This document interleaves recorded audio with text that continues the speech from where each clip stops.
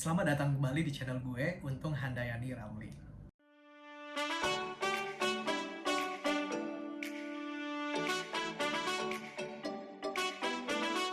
Waktu SMA gue emang sangat passionate banget sama ekonomi, khususnya accounting waktu itu ya. Gue beberapa kali ikut kompetisi gitu kan, dan sempet satu kompetisi itu gue, nah di situ di situ tuh sebenarnya antara bisa atau nggak bisa ya, cuman gue ngerasa kayak wah gila ini keren banget sih kalau misalnya gue bisa kuliah di sini, itu sesuatu yang amazing banget sih.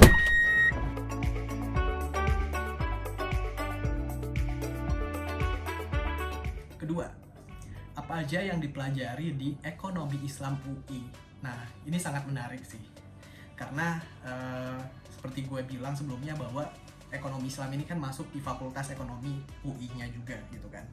Nah, surprisingly gitu ya, ketika masuk di Ekonomi Islam UI, ternyata yang gue rasain adalah sangat balance ya, sangat balance antara yang pertama kuantitatif dan kualitatif. Jadi selain kita belajar terkait sama teori-teori gitu ya, teori ekonomi, teori ya lain sebagainya lah, banyak lah. Kalau misalnya ekonomi kan pasti kita juga belajar fundamentalnya gitu kan, teori ekonomi itu seperti apa. Di samping itu kita juga dibekalin sama hal yang kuantitatif, seperti misalnya statistika gitu kan, matematika ekonomi gitu. Nah itu tools itu justru juga yang penting dalam penelitian kita ketika di kampus. Nah itu yang gue dapetin. Yang kedua, balance-nya adalah dari segi konvensional dan juga islaminya. Maksudnya apa? Jadi di UI itu, di FEU itu kita belajar ya di semester awal, semester 1, semester 2 gitu. Bahkan mungkin sampai semester 4, kita tuh masih banyak mempelajari mata kuliah yang sifatnya general, dan itu dipelajarin oleh semua mahasiswa. Dan itu kita tuh belajar yang benar-benar dari dosen yang terkenal gitu loh, yang mereka punya experience di lapangan dan juga di kampus maupun di riset gitu kan. Nah dari situ tuh kita punya standar yang sama antara mahasiswa Fakultas Ekonomi dan Bisnis. Dan kita tuh nantinya ketika udah mempelajari ekonomi Islam, kita bakalan dapat perspektif yang luar biasa sih, kayak lebih dalam aja gitu. Jadi selain kita masuk ke bahasan yang teori ekonomi yang konvensional ya, maksudnya tuh yang common dipelajarin, kita juga belajar dari perspektif Islam seperti apa, seperti itu. Jadi ngebalance banget. Nah yang ketiga, selain daripada kita belajar, kalau misalnya sorry to say, mungkin kalau di kampus-kampus yang universitas Islam gitu kan, mungkin kita banyak belajar terkait dengan fikih gitu kan, hukum dari suatu muamalah gitu kan, halal haram dan sebagainya gitu.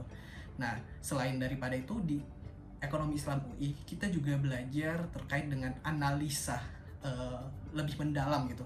Oke, kita belajar bersumber dari dalil ya, dari Al-Quran, hadis. Tapi selain itu kita juga menggunakan rasionalitas ataupun perhitungan-perhitungan matematis untuk memformulasikan gitu ya teori-teori yang udah kita dapat gitu. Karena tadi yang seperti gue bilang bahwa kita tuh juga kuat di kuantitatif, jadi kita harus bisa merasionalkan gitu loh pelajaran kita gitu, sehingga nantinya ketika kita membuat suatu kebijakan misalnya terkait dengan ekonomi Islam ya, misalnya terkait dengan zakat, terkait dengan wakaf, kita juga punya perhitungan khusus gitu, bagaimana impact-nya gitu kan, seberapa penting digunakan gitu kan, dan sebagainya.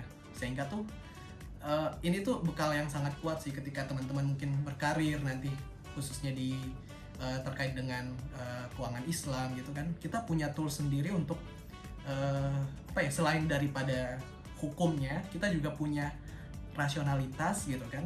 Kita juga punya problem solving, analytical thinking untuk bisa mentransform ya dari yang hukum Islam tersebut kepada kebijakan-kebijakan yang ada di masyarakat, seperti itu.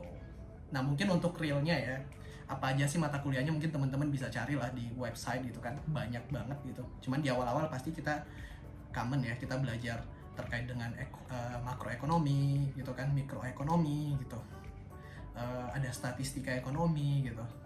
Nah, kemudian semakin ke atas, tentunya pelajaran kita semakin menjurus. Nah, mungkin satu pelajaran yang menurut gue luar biasa sih ya, adalah terkait dengan ekonomi zakat dan wakaf gitu. Nah, ekonomi zakat wakaf ini menurut gue sangat impactful di Indonesia karena yang pertama potensinya sangat gede. Kita tahu ya bahwa mungkin setiap masjid itu punya zakat ya, untuk punya potensi zakat ya. Maksudnya orang-orang pasti kan biasa nyumbang zakat ke masjid gitu kan. Nah, masjid itu bisa sebagai wadah untuk menyalurkan itu. Tapi kendala sekarang adalah itu masih belum bisa dimanfaatkan secara optimal gitu kan. Mungkin bahkan masyarakat juga masih bingung gitu kan. Ini kita naruh duit tuh bagusnya di mana gitu.